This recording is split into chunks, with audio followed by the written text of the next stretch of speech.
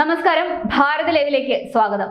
തിരഞ്ഞെടുപ്പുമായി ബന്ധപ്പെട്ട് പാരഡി ഗാനം ഇറക്കിയതിന്റെ പേരിലും തിരഞ്ഞെടുപ്പ് പ്രചരണവുമായി ബന്ധപ്പെട്ടുണ്ടായ കയ്യാങ്കളിയുടെ പേരിലും പത്തനംതിട്ടയിലെ LDF സ്ഥാനാർത്ഥി തോമസ് ഐസക് വാർത്തകളിൽ നിറഞ്ഞു നിന്നിട്ട് അധികകാലമായിട്ടില്ല.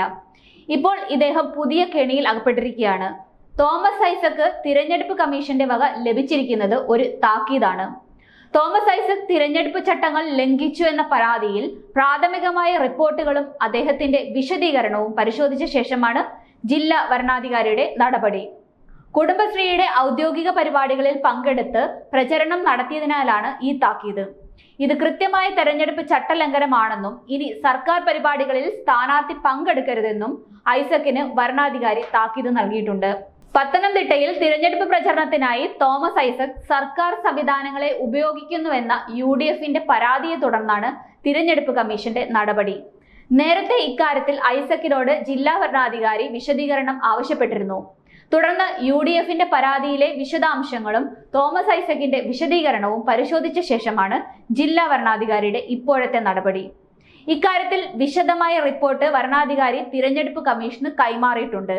കുടുംബശ്രീ വഴിയുള്ള വായ്പാ വാഗ്ദാനം, KDISC വഴി തൊഴിൽദാന പദ്ധതി എന്നീ പ്രചരണ സമയത്തെ സർക്കാർ സംവിധാനവുമായി ബന്ധപ്പെട്ട പ്രഖ്യാപനങ്ങൾക്കെതിരെയാണ് UDF പരാതി നൽകിയത്.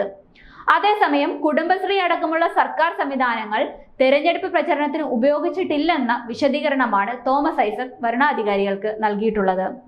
ഇത് തള്ളിക്കൊണ്ടാണ് ഐസക്കിനെതിരെ നടപടിയെന്നതും ശ്രദ്ധേയമാണ്. കുടുംബശ്രീയുമായി തുടക്കം തൊട്ട് തന്നെ അടുപ്പമുള്ളതാണ്. കുടുംബശ്രീയുടെ ഔദ്യോഗിക പരിപാടികളിൽ പങ്കെടുത്തിട്ടില്ല. യോഗം നടക്കുന്നിടത്ത് പോയി വോട്ട് ചോദിക്കും. ജനങ്ങൾക്കിടയിൽ വലിയ പ്രതീക്ഷയുള്ള പരിപാടിയാണ് തൊഴിൽദാന പദ്ധതി. അതിനെ താറടിക്കാനായിരുന്നു UDFന്റെ ശ്രമമെന്നും ജനകീയ പരിപാടികൾ UDFനെ അലട്ടുന്നതായിരുന്നു എന്നുമാണ് തോമസ് ഐസക്കിന്റെ വിശദീകരണം. തോമസ് ഐസക്കിന്റെ തിരഞ്ഞെടുപ്പ് പ്രചരണവുമായി ബന്ധപ്പെട്ട് പത്തനംതിട്ട സെക്രട്ടേറിയറ്റ് യോഗത്തിൽ 2 നേതാക്കൾ തമ്മിൽ തർക്കവും കയ്യാങ്കളിയും ഉണ്ടായെന്ന വാർത്ത വളരെ ചർച്ചയായിരുന്നു. എന്നാൽ ഇക്കാര്യം ഐസക് നിഷേധിക്കുകയായിരുന്നു. അതിനുശേഷമാണ് ഇലക്ഷൻ കമ്മീഷന്റെ താക്കീത് ഇദ്ദേഹത്തെ തേടിയെത്തുന്നത്. അതേസമയം ഇന്ന് കളക്ടറേറ്റിലെത്തി തോമസ് ഐസക് നാമനിർദ്ദേശ പത്രിക സമർപ്പിച്ചിട്ടുണ്ട്. കുടുംബശ്രീ പ്രവർത്തകരാണ് LDF സ്ഥാനാർത്ഥിക്ക് കെട്ടിവെക്കാൻ തുക നൽകിയത്. കഴിഞ്ഞ തിരഞ്ഞെടുപ്പിൽ സംസ്ഥാനത്ത് ശക്തമായ ത്രികോണ മത്സരം നടന്ന മണ്ഡലങ്ങളിലൊന്നാണ് പത്തനംതിട്ട. ഇത്തവണയും പോരാട്ടം തിളച്ചുമറിയുമെന്നാണ് സൂചന. ശക്തമായ ത്രികോണ മത്സരമാണ് പത്തനംതിട്ടയിൽ നടക്കാൻ പോകുന്നത്. കോൺഗ്രസിനായി സിറ്റിംഗ് MP ആന്റോ ആന്റണിയാണ് മത്സരിക്കുന്നത്. BJPക്കായി അനിൽ ആന്റണിയും BJPയുടെ A ക്ലാസ് മണ്ഡലത്തിൽപ്പെടുന്നതാണ് പത്തനംതിട്ട. 2019 സംസ്ഥാന പ്രസിഡന്റ് K സുരേന്ദ്രൻ മത്സരിച്ചപ്പോൾ 2.97 ലക്ഷം വോട്ട് പിടിച്ചിരുന്നു. അതുകൊണ്ട് തന്നെ പത്തനംതിട്ടയിൽ CPM ഏറെ കഷ്ടപ്പെട്ട് പ്രചരണം നടത്തേണ്ടി വരുമെന്നതിൽ സംശയമില്ല.